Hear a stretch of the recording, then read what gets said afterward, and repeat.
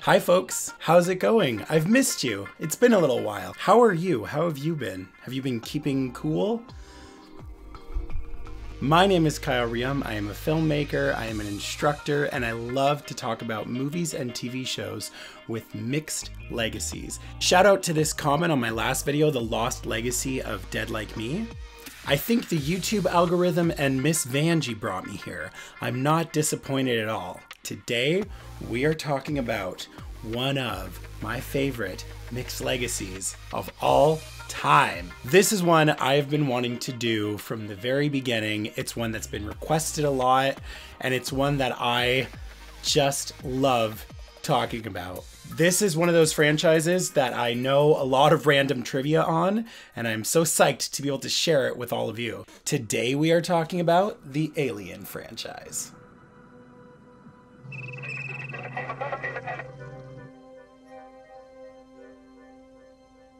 Alien is a science fiction horror action franchise with the first film in 1979 and the most recent in 2017. The series has had many iterations, including novels, comic books, and video games. One of my favorite franchises of all time, and also just such a mixed bag. The original 4 films, of course, starred Sigourney Weaver as the character Ellen Ripley, and the 2 prequels feature different casts with one carryover actor. The first 2 films, Alien and Aliens, are generally regarded as classics. People absolutely love them. They're very well received by critics. They were smash hits at the box office, and everyone who's a fan of the Alien franchise definitely loves the first 2. The 3rd and 4th film are much more of a conversation, I'll put it that way, and the 2 prequels can leave something to be desired. So we're going to talk about all of them today. We're going to talk about the 4 original films. We're going to talk about the 2 prequels. We're going to go over the entire history of the franchise. In putting this video together, I rewatched all 6 films as well as the appendix that comes on the DVDs. So let's talk about these films. Let's talk about the 4 films. Let's talk about the 2 prequels. Let's talk about the history of the franchise. Let's talk about the future of the franchise with some brand new announcements just having come out. Alien, aka the 8th Passenger. One of the first things you need to know about the Alien film is that it was really hard to get this film made and to get this film financed. You have to understand the context of the time. People did not really take science fiction seriously, and they certainly didn't take horror seriously either. Neither of these genres was particularly regarded as a serious art, and nobody was willing to put in the money for something so experimental that was really looking to blend the 2. The writers were unknown, and no celebrities really wanted to be attached because they thought it was a, quote, silly film. But when they got Ridley Scott on board, he decided to bring in actors who, the way that he put it, were strong enough to work on their own, that he could focus more on the visuals and the design without having to micromanage the actors. So Ridley Scott actually spent a lot of time in casting for this movie. He did say, however, that as soon as Sigourney Weaver walked into the room in what she has famously described as her hooker boots, he said that he instantly knew she was right for the part. And it's not just because she looked really, really tall. Although he does say quite a lot how struck he was by how incredibly tall she was. All roles in the original script were written as male, with the one producer saying that the studio could get a lot of points if they made the lead character a woman, but to put it less cynically, they all agreed that the film would be more unique and more interesting. So Lambert, who's played by Veronica Cartwright, is, as the filmmakers have described, a personification of the audience. Veronica Cartwright said that one of her issues with the script was she didn't like that Lambert cried so much, but Ridley Scott argued that it needed to be that way because we needed a character that was the audience, a character that would react the way an audience member would. And you know what? I get it. It works. Ripley's the one who has to keep her head, but not everybody else. In the end, I think Veronica Cartwright did a really great job, even though she had to put up with quite a lot, including thinking she had been cast as Ripley. Veronica Cartwright actually auditioned for the role of Ripley. And then she got a call from her agent, however much time later, and her agent says, "So you've booked Ripley." When Veronica Cartwright showed up on the first day, the costumer told her, "Let's get you into Lambert's outfit." And she said, No, I'm playing Ripley." Awkward conversation ensues, and she finds out that she's playing Lambert. She was a great sport about it, but I can imagine how frustrating that would be, especially thinking that you're the lead of the film. But I think the casting is perfect. Everyone in this film is perfect. And there's quite a few actors here who've gone on to be, sci-fi kings and queens. Sigourney Weaver, Ian Holm, R.I.P., John Hurt, R.I.P. Part of what makes this film so memorable is it's impeccably casted, and it has a really great ensemble. Let's remember that when we're thinking about the future films. A lot of the inner ship is made from airplane salvage and then sprayed and molded together to look like aged plastic. The sets are impeccably handcrafted. Artist H.R. Giger famously designed the alien as well as the facehugger, well, essentially all of the stages of it, as well as the ship design. The genesis of Giger's alien design comes from this particular image in the Necronomicon. Ridley also really enjoyed how phallic the xenomorph looked, but Fox was really hesitant to include him because they hated his work. Fox looked at Giger's designs and were like, "This is too disgusting to put into a film."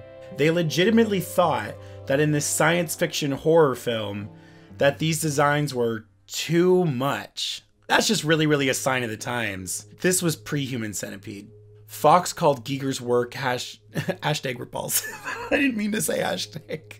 Eventually, they were convinced that there was true beauty and skill in its design. Ridley Scott worked really hard to light the film like Giger's paintings, and this was one of the challenges. Technically, nobody had ever lit a film quite this way, and the camera crew didn't fully grasp what exactly his vision was until he went in there and really started to put it together. And they started to see, oh, if you light it like this, it really makes the slickness and the shadows and the textures of Giger's creations look gorgeous and terrifying.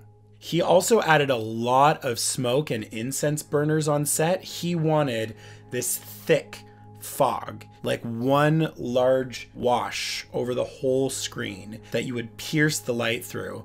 The infamous egg that has the facehugger moving inside of it, that's actually Ridley Scott's hands with medical gloves on. And the opening of the egg is actually made with a steel hydraulics, so pretty complex stuff.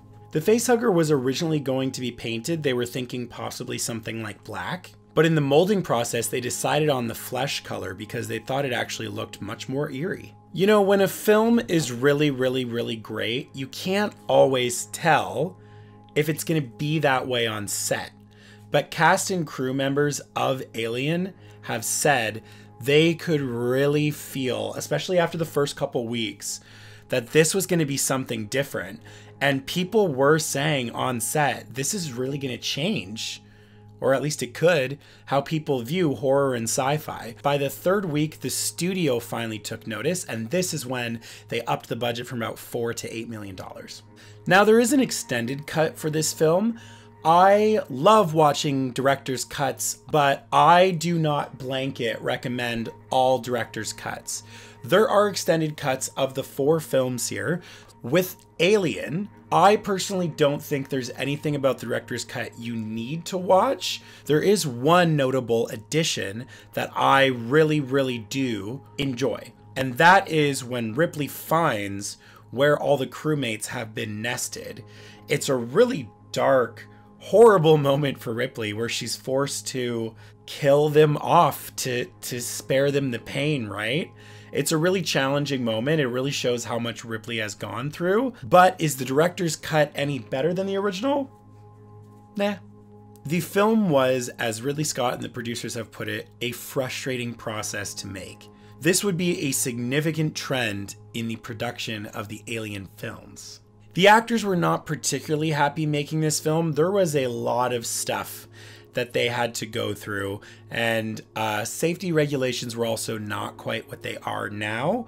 So things like using real smoke bombs, which would make people not feel so good, or using glycerin on the actors' faces for sweat. And if you've seen the film, you know that they're sweaty all the time. No actor should have to deal with these kind of things, but all of the actors in this film certainly did. These spacesuits did not have a real breathing mechanism, and this was a significant problem because they were basically wearing encapsulated suits that didn't really have an outlet for the air. It's crazy learning this because I've seen the film so many times, and I've always thought that the inside of their helmets looked kind of foggy because they were sweating to death inside of them, and John Hurt pretty much passed out inside of one of them. They also did use some real animal parts for the face hugger and chest burster scene, and because of that, the smell of the set, especially cooking under the lights,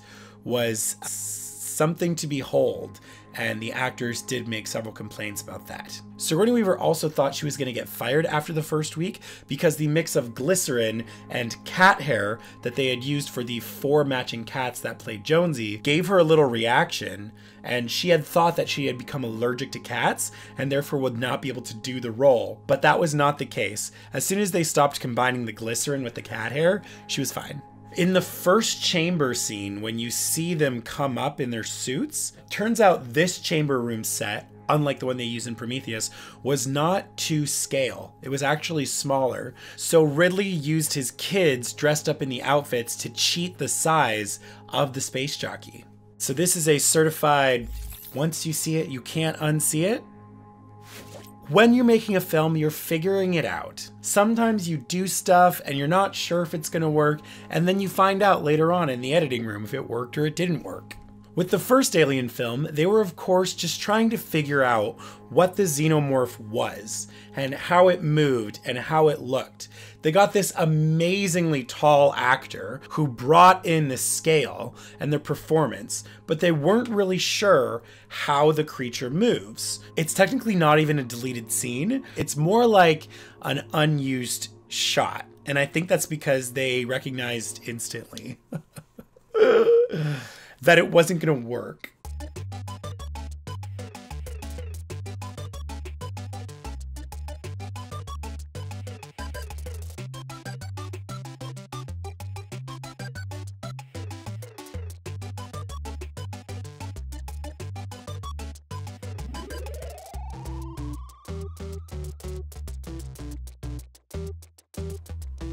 But as the production went on, it sounded like everybody on set started to fully see the picture, and they knew that it was going to be something big, and it was something big. People loved it. People recognized it was like nothing they'd ever seen before. It was only a couple years after Star Wars, but unlike Star Wars, this was also scary. Alien was a science fiction film told like a drama, and people loved that. People loved how this film was shot and acted unlike anything they'd seen before, and people wanted more. Alien was released in 1979, where it received a 98% critical score with a 94% audience score. The film was made for a budget of about $11 million and grossed $106 million worldwide. The critic consensus states, a modern classic, Alien blends science fiction, horror, and bleak poetry into a seamless whole. Aliens. This is one of the best sequels of all time. Like, come on, don't play.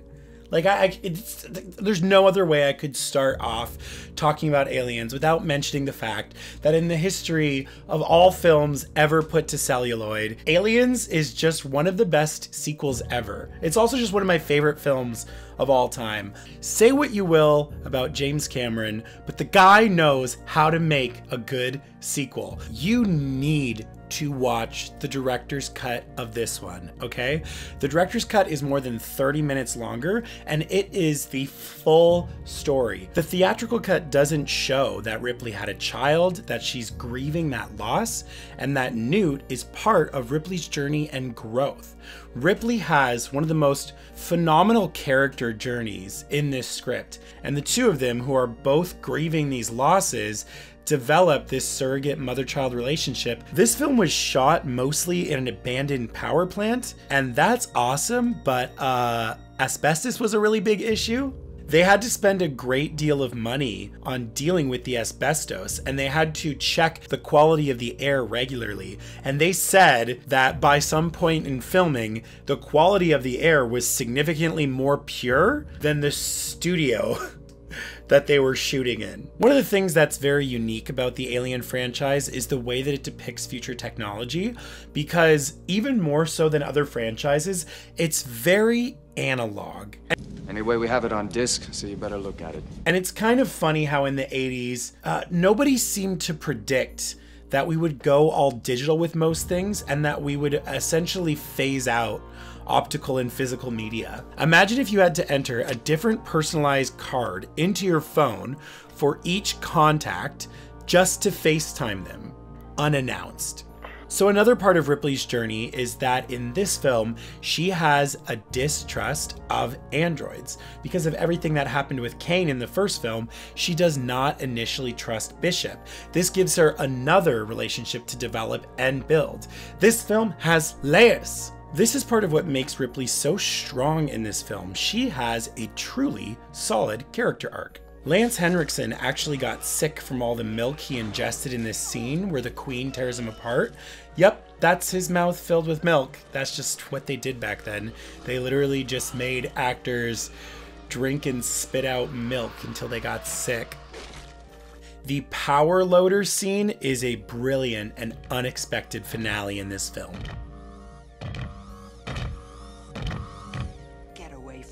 You bitch! We thought the finale was this giant explosion of the colony, of course, right? And then everything is all safe. And then this little lady, not little at all, I don't know why I said that, she pops out of nowhere, busts this guy in half, and then now Ripley has to protect her child, and the Queen is pissed off because Ripley just killed all her children. It's actually quite intimate.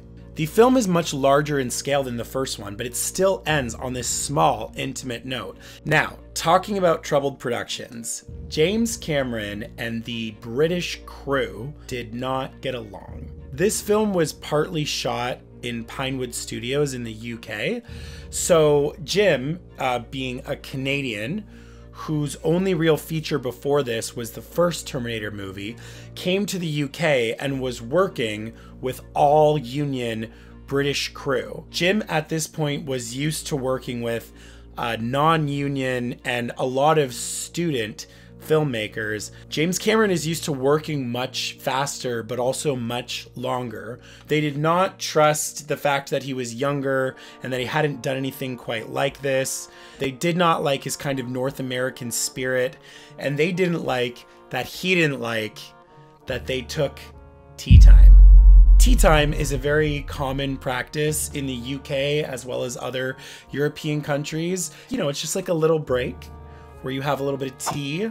Maybe you have some cookies, little jammy dodger. Twice a day in the morning and in the afternoon, they would have tea time. So they would take a break in the middle of whatever they were shooting, and a little old lady would come around with a tea trolley, and everyone would stop whatever they were doing and they'd have tea and biscuits, probably jammy dodgers. I'm so hungry, you know? Jim was not happy about this. He had concerns about tea time taking up production time.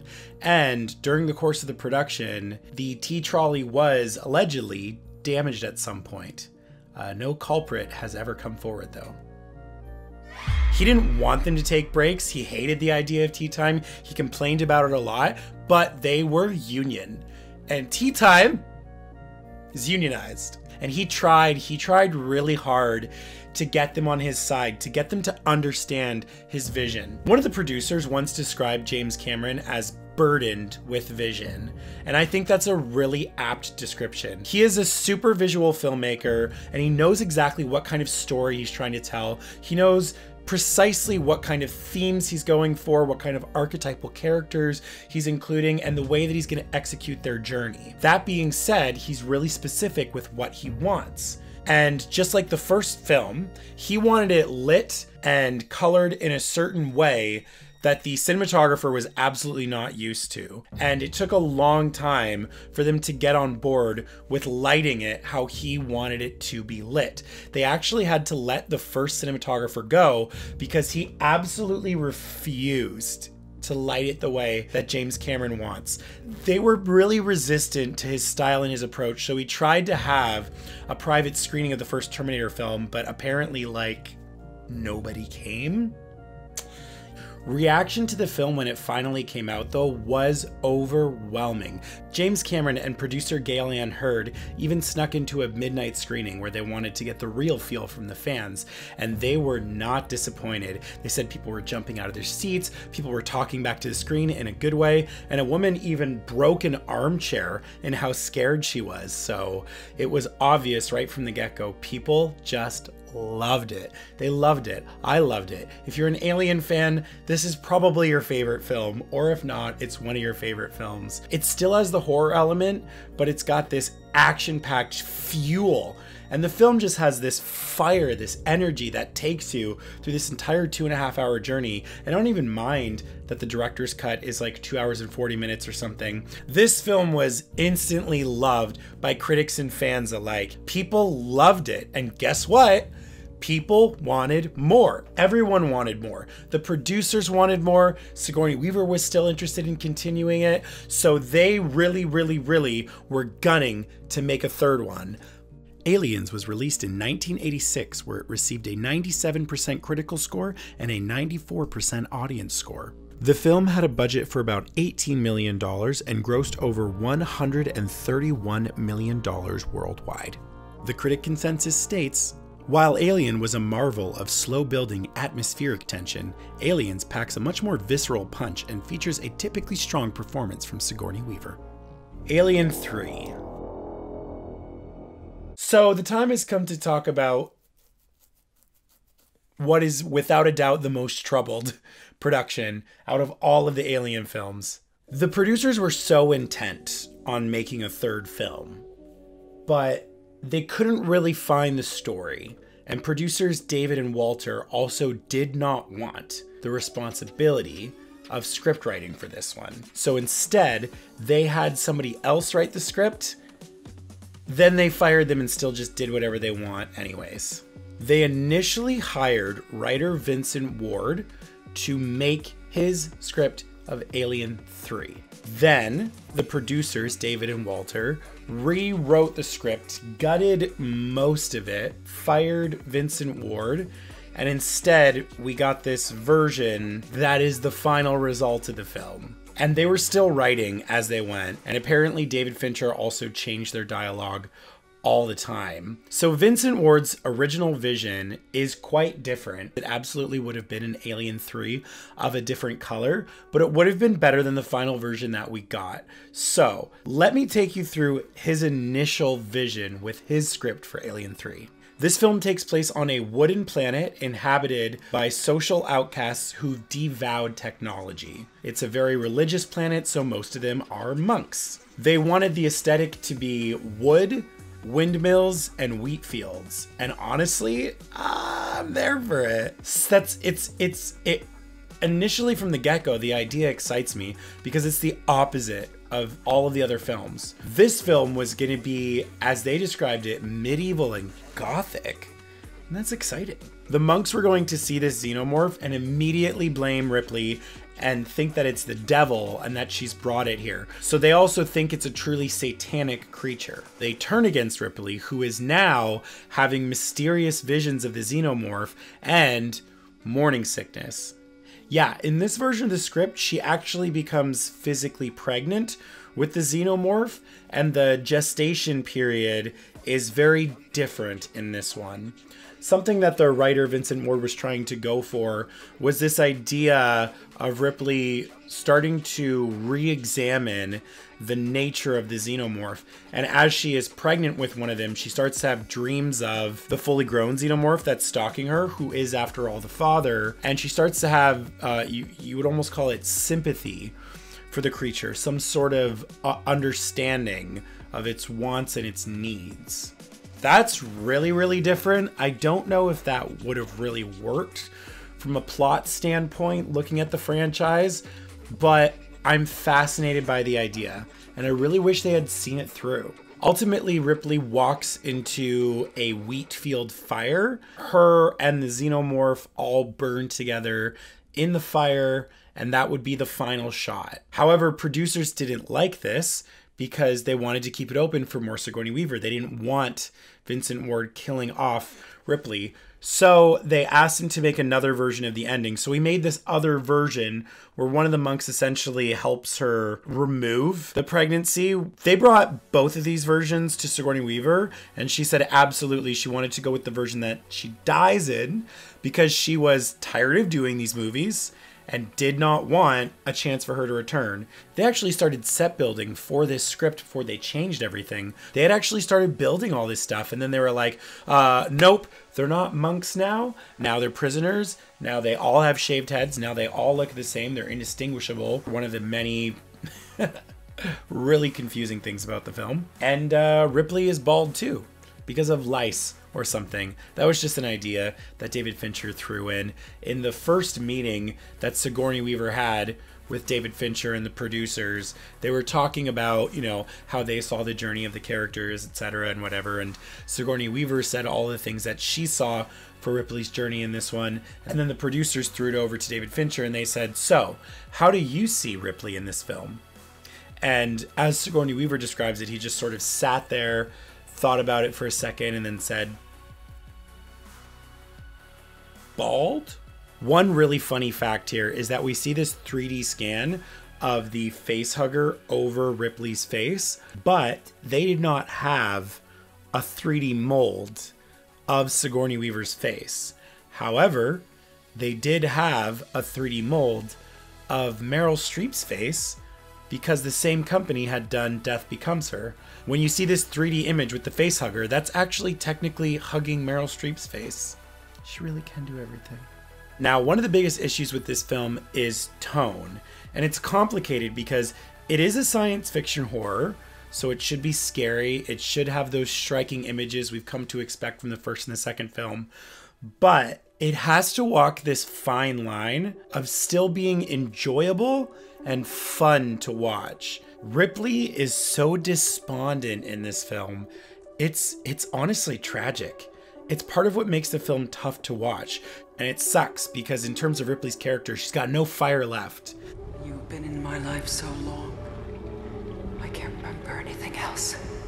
The film opens with everyone is dead and everything is gone, and everything she's ever loved is just gone. Yeah, they killed off the character of Newt and decided to have this whole scene where they do an autopsy of her because Ripley is trying to make sure that there's no chest burster. And I get that, but I just don't. Who did they make this scene for? Who thought they would like this? You came to love the character of Newt. You came to love this relationship, this surrogate mother-child thing. And then in this film, it just opens with, oh, you know, she just drowned. She just drowned in her cryo tube. Maybe there's a chest burster inside her. Better take her into a morgue and open her up. There were crew walkouts during this child autopsy scene because it did not sit right with people. They also bring back Bishop inexplicably for this just like tease of a scene. It's such a wasted opportunity because it actually feels like we were about to get something really interesting here. I would give anything to see a version of this film where she rescues him and then is just carrying him on her back for the rest of the movie like Chewbacca with C-3PO. The film is so grim that she tries to kill herself twice. So somebody has got to kill me. She tries to get one of the prisoners to murder her, and then she tries to track down the xenomorph itself and agitate it into killing her. Who wanted this? Who wanted to see this? How is this entertaining? This film was, however, better received in Europe, and I can see why. Despite the film's shortcomings, it is shot with this auteur lens, and the cinematography is undeniably beautiful. The visual look of Ripley's shaved head, the industrial look of the film, I appreciate all of this, but none of it works together when there is no story to see us through, and there is no character's journey other than her journey ending. In the first film, Ripley becomes a survivor. In the second film, she becomes a hero.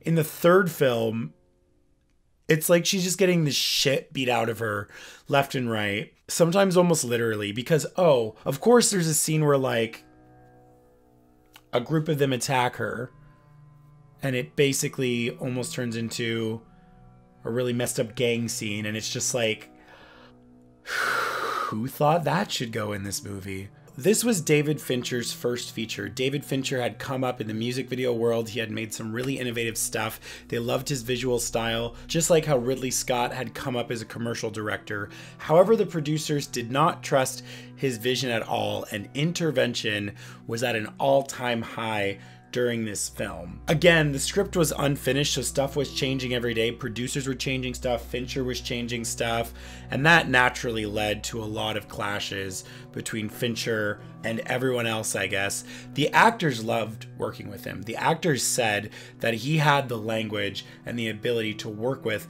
and negotiate with actors. They thought he was brilliant. Some crew members found him too difficult to work with, too hard to talk to, and crew members did not necessarily trust his vision, and they didn't have any incentive to, because Fox didn't either. Producer intervention was so heavy on this film that it seemed like nobody believed in what Fincher was trying to accomplish here. The cinematographer found him very difficult to deal with and said that he lacked the communication skills at the time to properly work with a director of photography.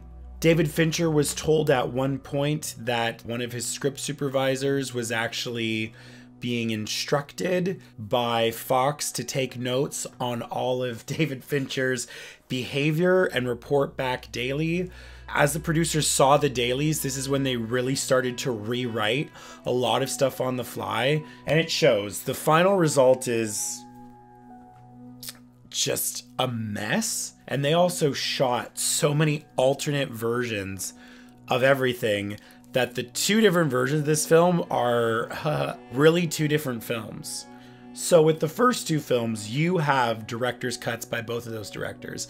But with this film, David Fincher refused to be involved because he also left the editing process earlier after he couldn't come to any agreements with the producers. So the final theatrical cut is the producer's cut. David Fincher had shot several scenes, including pivotal moments like how the chestburster comes out of a creature, in very different ways. In Fincher's original version, Ripley is found on the beach, covered in black tar and maggots. It's a really frightening, stark image. I can't believe they didn't like it. The chestburster comes out of an ox in one version and a dog in the other version. So with the Alien Anthology Blu-ray release, they put together what they call the assembly version, the assembly cut, which restores Fincher's original footage and basically tries to make what you could call his original vision, but don't forget that he also didn't get to film a lot of his vision. So neither of these films feels particularly complete. But David's version, I do think, is better. It's longer, unlike the other film, which felt very worthy of its 2 hours and 30 or 40 minutes. This one just moves along at a crawl. But with these alternate versions that you see of Fincher's initial vision, his is way more interesting. It's way more unique, frightening. It's got more style. I definitely recommend watching both versions because they're so different, and it's like an excellent case study of producer intervention. The producers pretty much said their biggest goal with this film was getting it made, not necessarily having a story worthy of continuing it. They just wanted to occupy as much of Sigourney Weaver's time as they could when they had it, because she was already expressing doubt in returning for the franchise. So they did manage to get her in it, but I don't think she was particularly happy with the film either. Alien 3 was released in 1992, where it received a 45% critical score with a 47% audience score. Alien 3 had a budget of about $50 million and grossed $159 million worldwide. The critic consensus states, Alien 3 takes admirable risks with franchise mythology, but far too few payoff in a thinly scripted sequel whose stylish visuals aren't enough to enliven a lack of genuine thrills. Alien Resurrection, 1997. This film was directed by Jean-Pierre Jeunet, a kind of baffling choice, as his films usually are much more comical and known for their offbeat tones, like Delicatessen and Amélie. But as much as I love his other work, it's just hard to take this film seriously. You know, they say if you really want to get a truly comedic performance out of an actor, don't tell them that they're in a comedy.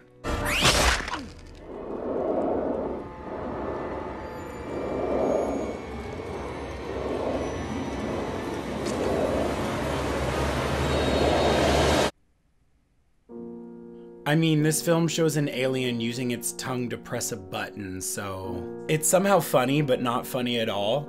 It's definitely not scary. I think the biggest critique of this film is how they've treated the Ripley character. You see, they killed her off in the last one, so in this one, she's a clone, and not just any clone, but she's like a hybrid clone that's made from the xenomorph as well as herself, and she's some version of a creature now. Her character in this one is not really Ripley. It's really unclear if her character even has the same memories or the same understanding of existence that the original Ellen Ripley does. They spend no time in the script dissecting this. We get really small hints that she remembers things. Ripley, what is it? Ripley. The film opens with a voiceover that's just a regurgitated line from the second Alien films. My mommy always said there were no monsters, no real ones. But there are. Like a lot of bad sequels, it just relies on intertextuality to see you through, but it has no meaning. Whereas Lambert was a personification of the audience in the first Alien film, this time it's Ripley, but not in a cool way. We never get a clear sense of this Ripley's mental state, so she's incredibly hard to relate to as a lead. And I love her, but I can't help but feel that her heart is just not quite in this movie. She'll breed. You'll die. Everyone in the company will die. You can't stop it. It's inevitable. She had a really big hand in her wardrobe and hair, and she saw one of the other characters wearing this cool vest thing on one of the days, and then she just pointed at it and was like, that. So they took away that costume from that character and gave it to Ripley. Once more, every time Ripley isn't on screen, your interest immediately dips.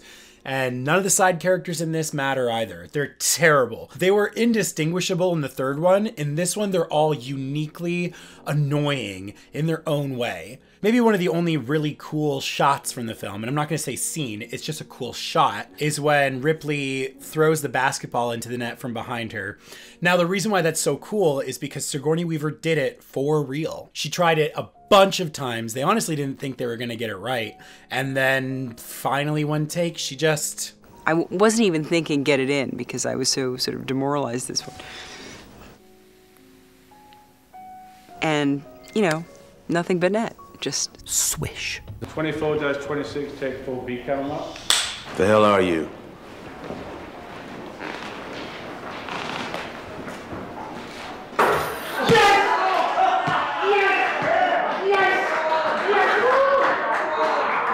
The xenomorphs look great. I can't deny that I love how they look in this film. I really like the way that they're lit and shot. It feels the most in line with how they tried framing the creatures in the first film. I also think the look of the hive is really disgusting and cool. This film has some really engaging visuals, but the plot and the characterization is just something to be desired. The xenomorphs are extra slimy in this, and I actually love it. It makes them look more real. This is the first film to do a full scale in computer xenomorph, and it actually does look pretty good. They show it very quickly in a lot of shots, and the movement of it is really nice. They had to do a lot of underwater stuff, and Winona Ryder is not a strong swimmer. She'd also, I believe, had an incident when she was a child, so she was incredibly nervous about doing this, but they calmed her fears, they got her under the water, and she almost drowned. Again, tumultuous productions, hard to say if at the end of the day it was all worth it. I've been on a lot of film sets with a lot of hard times, and sometimes it's hard to question how much of it is worth it. With the first film, we had a fake out ending. She gets on the ship, she's getting everything ready, she's getting ready to get into cryo sleep, and then BAM! The xenomorph comes out and oh my god, it's not over. And then in the second film, they've blown up the colony, they've driven away, they're all safe and sound, and then Queen comes out of nowhere, totally unexpected, especially because you didn't think that they were gonna do the fake out ending again. They really gotcha. Here they do it again, except this time it doesn't work, and it's definitely expected. It's a classic misunderstanding of what people love about the original films. I would actually argue that's a very tired component of the Alien films. They need to let it go. Did they let it go? No, they didn't let it go. Oh, also, how does she kill the alien in this? Well, she blows it out into space. Never seen that one before. Alien Resurrection was released in 1997, where it received a 54% critical score and a 39% audience score. The film had a budget of about $75 million and grossed $161 million worldwide. The critic consensus states, Alien Resurrection marks a slight improvement over its predecessor, but still lacks the emotional stakes that helped to make the franchise's first two entries sci-fi horror classics. Prometheus. This is easily the most controversial film in the franchise. And while critic reviews erred more on the side of positive, I would argue that almost no two Alien fans have the exact same feelings about Prometheus. So, as an Alien fan, I'm just gonna put it out there. I'm just gonna put my heart on the internet. I love this movie. I was enamored with this movie since the first time I saw it. I can't say I 100% understood it from the first time that I saw it, but by the second and third time, I felt like I had a pretty good reading of it, and I loved what the film was doing. And I will say, with time, I've really come to realize the flaws that do lie within this film. It's not that this film ruins the canon of Alien or that it does something terrible with the characters like they did in Alien 3 and 4. This film is actually so removed that some fans were just outright frustrated that there is no xenomorph in this one. This film is about a precursor of a story that came before it that doesn't even set up what would happen in the first Alien film, because this was originally meant to be a trilogy of stories, with the third one basically having the full-on xenomorph, I guess. Now, looking at my Alien Covenant poster, I think you can guess that that didn't happen. But first, let's talk about Prometheus before we talk about... The film was quite controversial because while people did agree that it had beautiful visuals, that it had some really great performances, particularly from Michael Fassbender as the synthetic David, a lot of people could not agree on the plot, the direction, and the characterization. And I gotta say, I do agree. This film, like Alien 3 and Alien 4, has a very precarious group of crew characters in this one. I like this cast of characters undoubtedly more than Alien 3 or 4, but no, they are not anywhere near as good as Alien 1 or 2. Some people really enjoyed that the film was very different and was trying to be its own thing from the Alien franchise. Other people thought, wow, I really went in expecting to see a straightforward Alien movie, and instead I get this whole other story about gods and scientists and who created mankind, and what does any of this have to do with the alien? The film is very conflicted in the way that it's not sure if it wants to be part of the Alien universe or if it wants to be its own thing. Even in the trailer, they used the original music from the Alien films, and they directly connected it to the Alien franchise.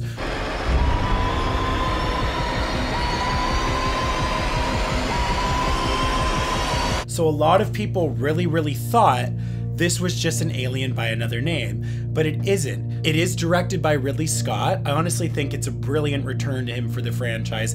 I think one of the main confusions with this film is just plot. In the beginning of the film, we're treated to these beautiful landscapes of some sort of barren, mysterious world.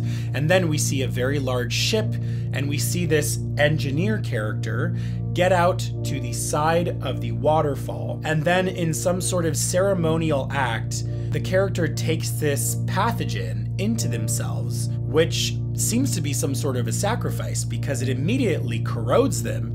In the water, we start to see that DNA break apart, and then we start to see new life being created.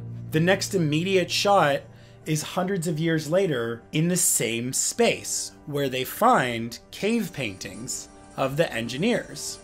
So these scientists discover the cave paintings. They see that it's the same alignment of stars in all these different cave paintings. They travel to the solar system, immediately find a dome where these engineer creatures, as they call them, are being stored. And then they slowly find out that the planet they have landed on is a weapons base, that these engineer characters who did in fact create mankind also created a very adaptive and deadly pathogen that they put onto a ship that we will recognize as the Giger-esque ship from the first film. And in this film, it's revealed that the space jockey is the engineer in a helmet. Ultimately, our lead character, Shaw, confronts the engineer, kills the engineer, and gets away. But she, at this point, doesn't want to go home. She wants to understand why the engineers tried to take human life away. So she and David direct the ship to go to wherever it came from, and that is how the film ends. There is a tease to the alien at the very end of the film, because part of what this film is trying to suggest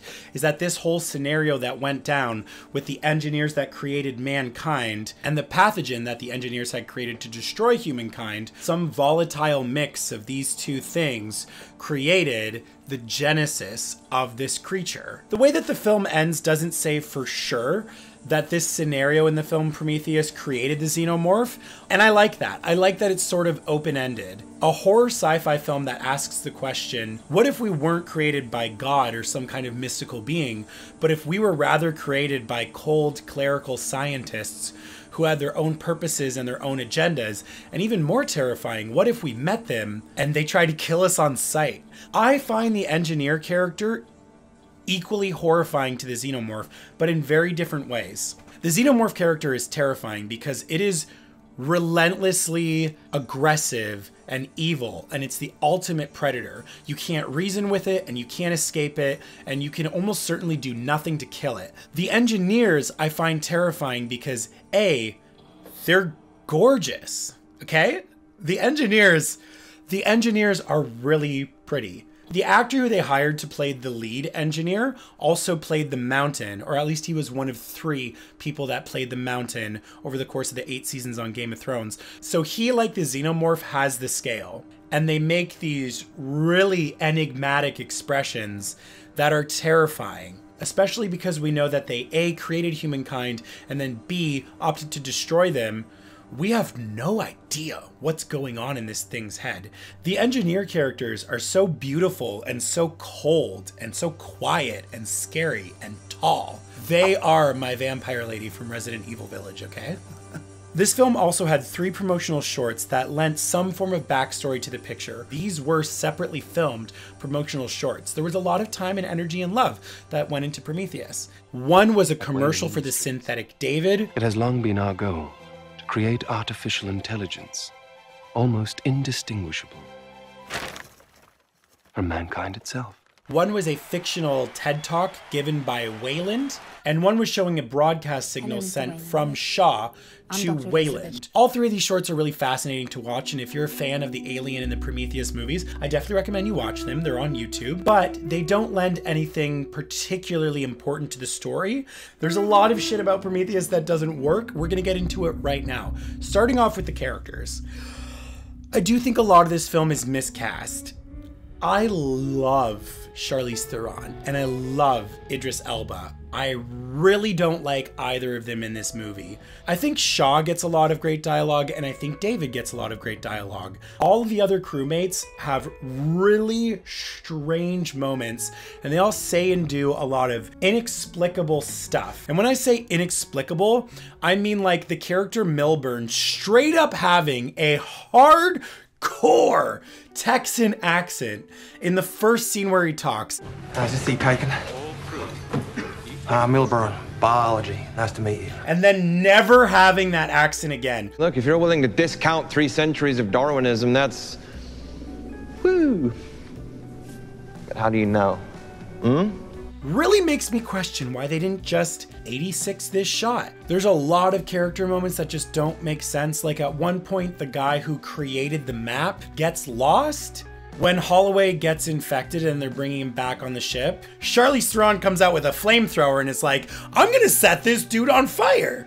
And then in what is such an unmoving moment for the film, he's just like, yeah, do it. I love you, baby. I love you. No! I'm telling you, stay back! No, do it. Stay back! No, Johnny! Do it. And this guy says baby a lot in the film. I don't hate it in real life. I hate it in this film. It just sounds so not of the genre. But where the film fell short was characterization, plot holes, which are plenty, and a general disconnect with the Alien franchise. Prometheus was released in 2012, where it received a 73% critical score and a 68% audience score. The film had a budget of about $130 million and grossed $403 million worldwide. The critic consensus states, Ridley Scott's ambitious quasi-prequel to Alien may not answer all of its big questions, but it's redeemed by its haunting visual grandeur and compelling performances, particularly Michael Fassbender as a fastidious android. So, they tried super hard to address all of this in the next one. Ridley Scott was like, listen, I hear you. You don't like that Prometheus was so disconnected from the Alien films. You don't like that it didn't have a xenomorph. You don't like that it was confusing. You don't like that most of its ideas didn't have anything necessarily to do with the Alien franchise. Oh boy, have I got a sequel for you. Alien Covenant.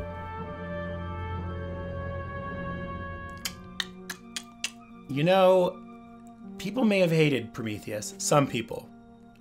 But having enjoyed it a lot, I was fascinated to see where they were going to take the sequel.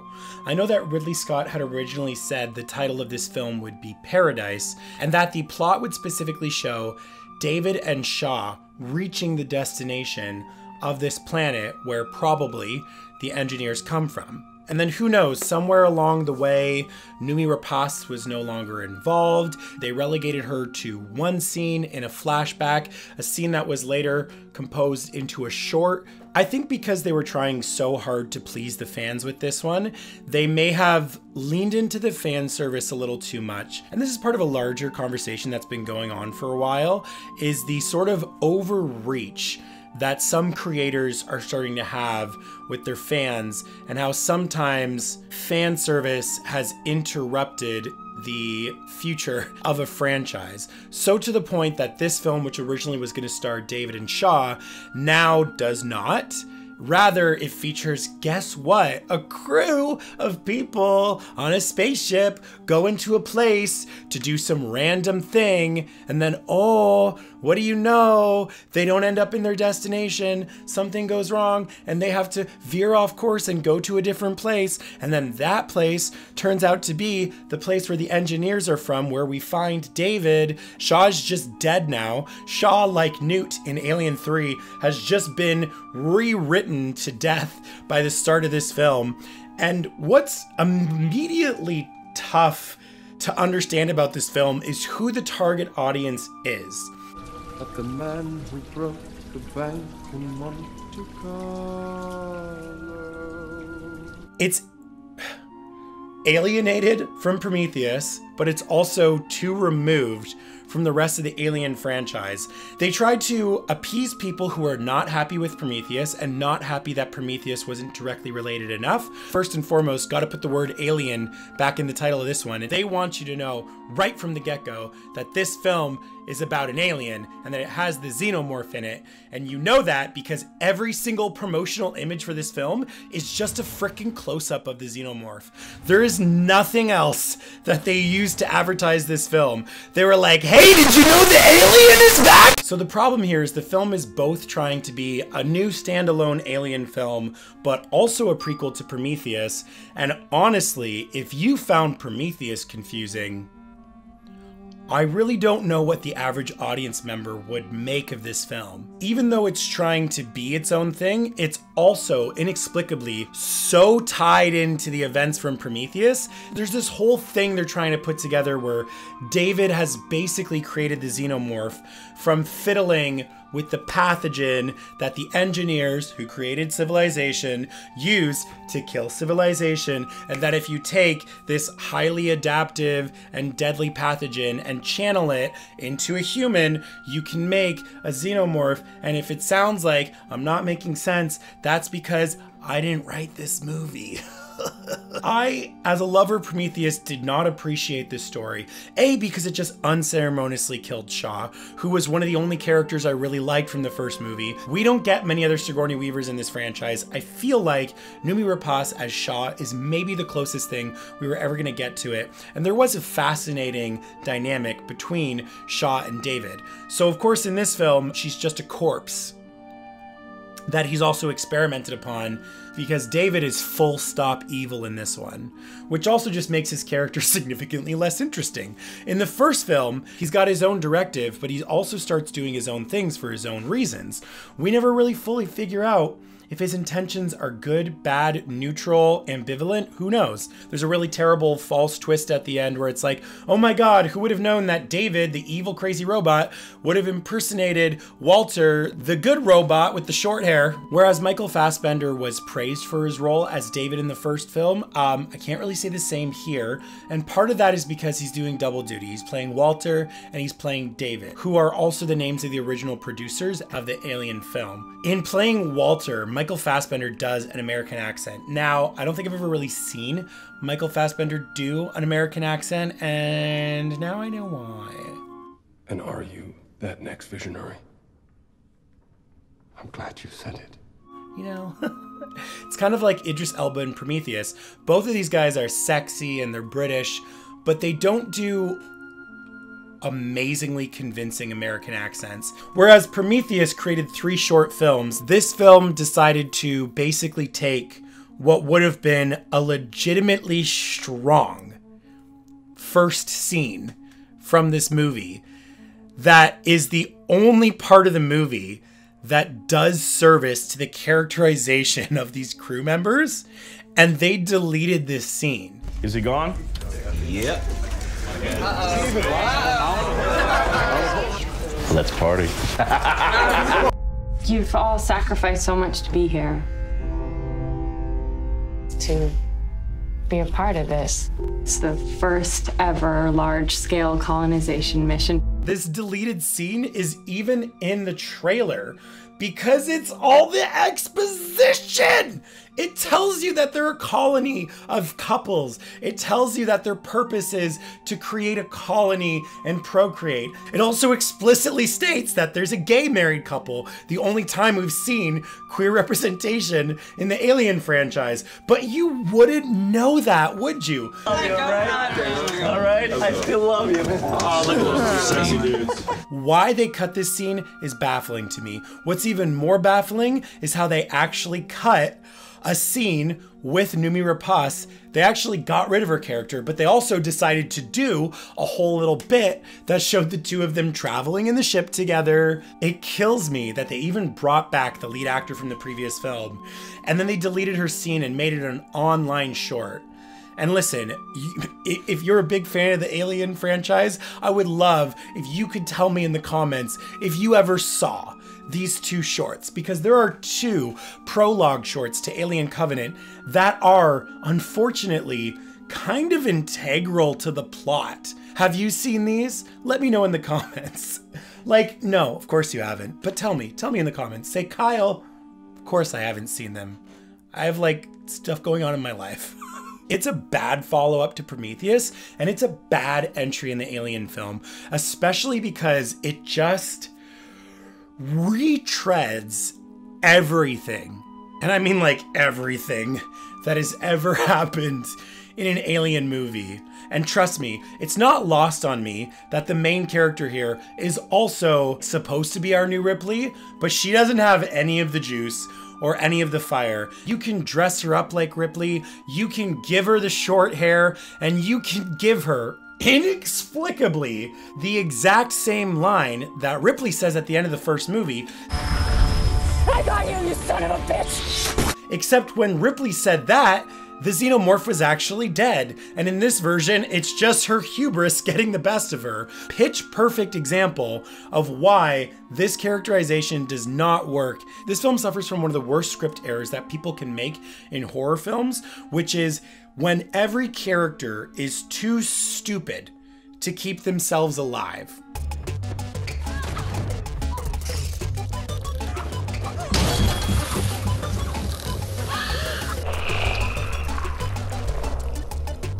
Take a look.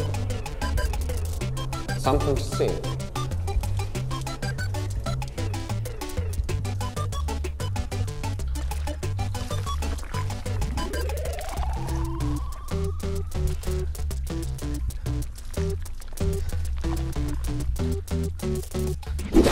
I'm sorry, this guy spent the whole movie complaining about how he's the ship captain, but no one takes him seriously. And then he ends up being the dumbest mother in the whole, maybe franchise. Billy, I love you so much. You're great in Princess Mononoke and Big Fish, and not this.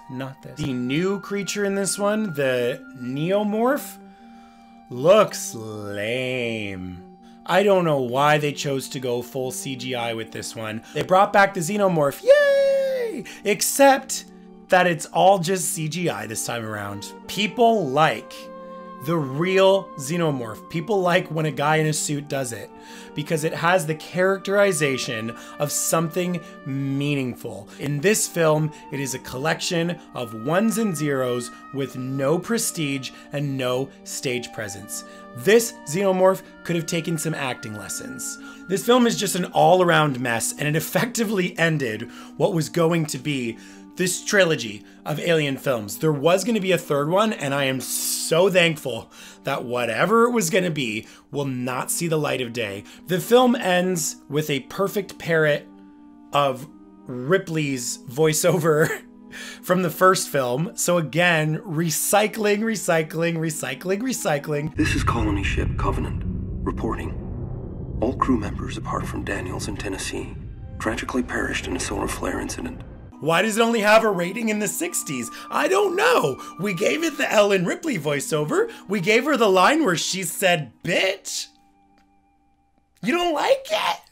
Alien Covenant was released in 2017, where it received a 65% critical score and a 55% audience score. The film had a budget of about $97 million and made over $240 million worldwide.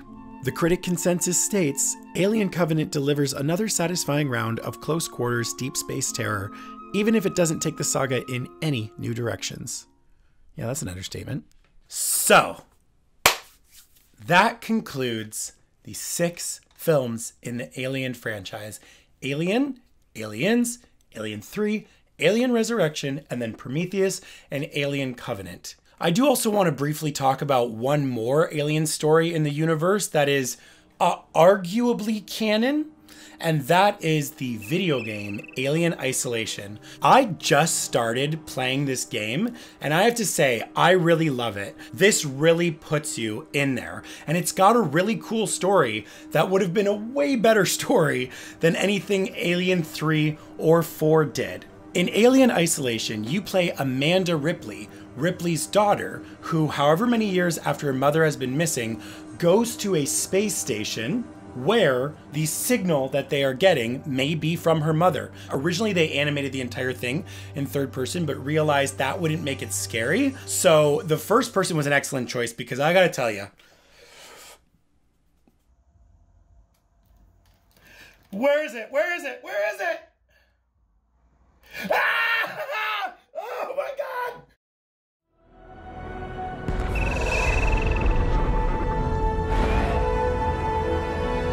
Since Alien Covenant did quite poorly, they did cancel this third film that Ridley Scott was planning. Ridley Scott said the title of the film was going to be Alien Awakening.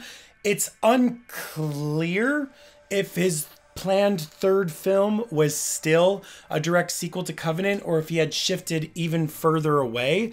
He said at some point that Alien Awakening would have to have a digitally de-aged Sigourney Weaver, which leads me to the question why, and the answer is because they can.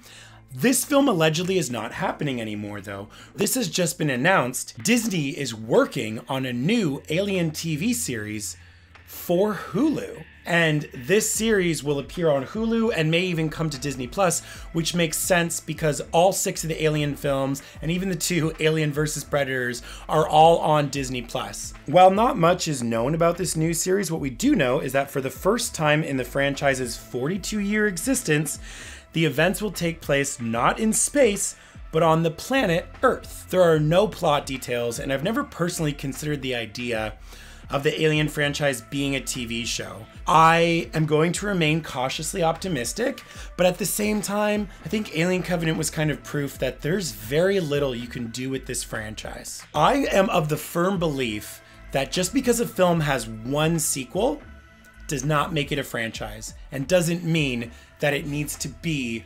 franchised.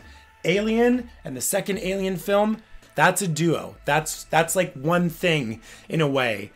It doesn't necessarily mean that there had to be a third and a fourth and a prequel that's a fifth and a sixth and a TV series coming. Every one of my mixed legacies will always end with announcements of a sequel or a prequel or a TV show or a sidequel, because that is just the age that we live in. So,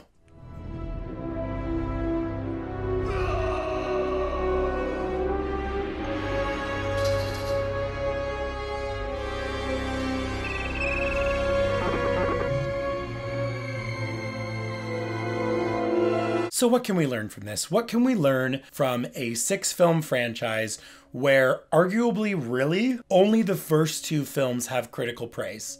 Essentially everything afterwards is what I refer to as a conversation, because there is a huge fan for every one of these films. And I know a lot of Alien fans that stan Alien 3 and Alien Resurrection hard. I think the biggest lesson here is a pretty simple one. Quality over quantity, right? With the second film, they essentially convinced people involved that there needed to be a second film because there was a story of serious value and potential here. James Cameron wrote this treatment and Sigourney Weaver loved it, and she agreed to come onto it because there was such an expansion of her role and room for character growth. There was no plans for what would happen in Alien 3. Nobody planned a third film. They made it because they could. They made it because the time was right and they could get Sigourney Weaver attached. That is pretty much the full story. Same with the fourth one. They made it because Sigourney Weaver agreed to it. So they wrote a story that just wrapped itself around having Ripley in it, even though she was dead by that film. So they just continued to make these, even though they had nowhere to go, completely running on hot air. Then they let it rest for a little over a decade, and then they brought us Prometheus, which to me is a cool breath of fresh air. I love that it's so removed from the Alien films, but it also really distanced itself from its audience. It's hard to consider Prometheus a part of the Alien franchise, and maybe some of that even just comes down to the fundamentals of it doesn't have the alien in the title.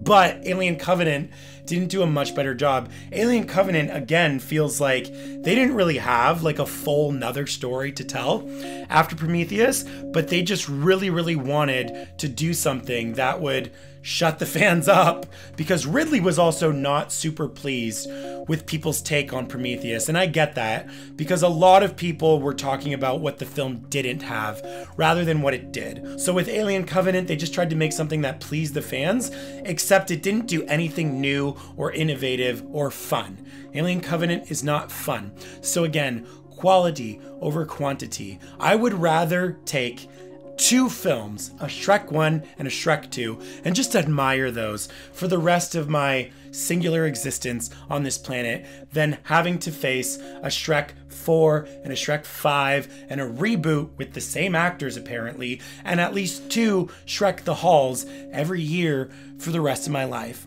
I'm very interested to see what Disney Plus is going to do with this TV show, but I would also be pretty jazzed if it just never happened.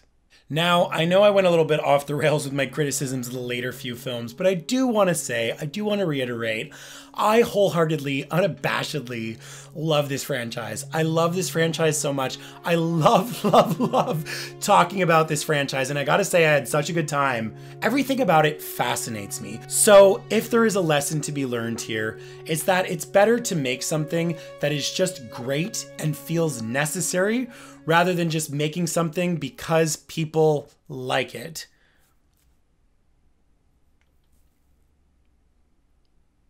I think that's everything. Thank you so much for watching my video. I hope it was fun. I hope it was informative. I hope I was able to point out some deep Alien trivia facts for you. Maybe tell you some things you don't know. Maybe get you interested in the franchise if you haven't seen it before. If you haven't yet, please hit that subscribe button. My cat is starving. Until my next video, I hope you have a good week. I hope you have some rest. I hope you have some fun. I know I will be, and I will see you all here very soon. Bye! Here's something I found on the web. Okay, that's it. Alexa, stop. Pokemon. What?